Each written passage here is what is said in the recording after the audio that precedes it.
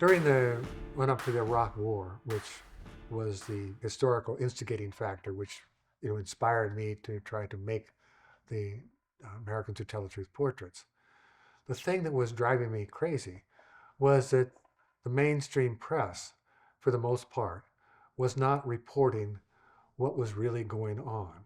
They were reporting, instead of questioning what the Bush administration, this is George W. Bush, and Dick Cheney and Rumsfeld and Colin Powell and Condoleezza Rice and all those people, instead of questioning what they were saying about the reasons that they wanted to start a war against the country of Iraq, instead of investigating that and finding out that our government was actually lying to us, they started cheerleading for the war. I mean, often, the thing about wars is they're good for business. There's an awful lot of money made when a country goes to war. Money not just to the weapons industry, but for everything affiliated with, reporting on the war. And a lot of businesses, do very well, including the news business. There were a couple of places, though, that were working really hard to try to get the word out to the American people that the government was lying and that this war was a disaster ethically and morally, and also probably going to be historically and politically a disaster.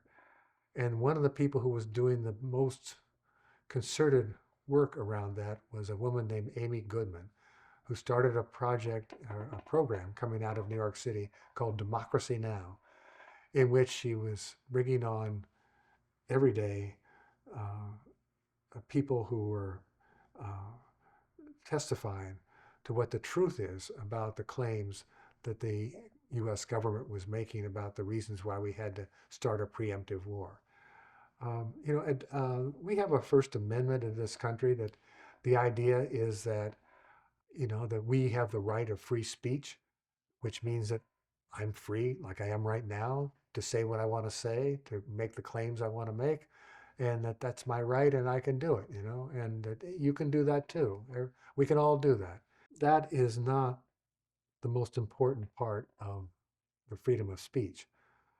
The freedom, to me, it's the part about the freedom of the press. And again, not just so they can say what they want to say, but the freedom of the press is really there so that they can tell the American people the truth. We have to know the truth. As citizens of the country, we have to know the truth about what's being done in our name. And it's the responsibility of the press to do that. All of us as citizens can't be checking everything that the government claims to say or anybody says. We have to rely on other sources. And if those other sources aren't doing their job, the entire fabric of democracy unravels. It just can't be supported if the press doesn't do its job. And in this case, leading up to the Iraq War, the press was not doing its job, and the fabric of this country morally was unraveling. And thank goodness there were a few people like Amy Goodman who had dedicated themselves, even when it was extremely unpopular to do it, to getting the truth out so that we could all be better citizens and know how to behave in a democratic society by knowing the truth instead of acting on a lie.